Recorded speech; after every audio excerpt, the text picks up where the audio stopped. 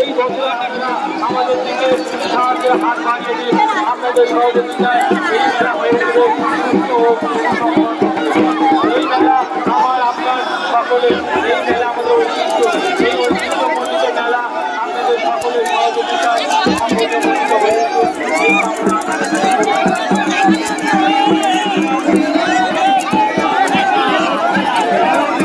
মন্দিরবাজার কেশবেশ্বর মন্দির উন্নয়ন সমিতির পক্ষ থেকে সমস্ত সন্ন্যাসী ভাইদের কাছে বলা হচ্ছে, আপনারা মন্দিরের গায়ে কেউ ডাব, আম এবং বেল করবেন না, মন্দিরের সৌন্দর্য নষ্ট করবেন না।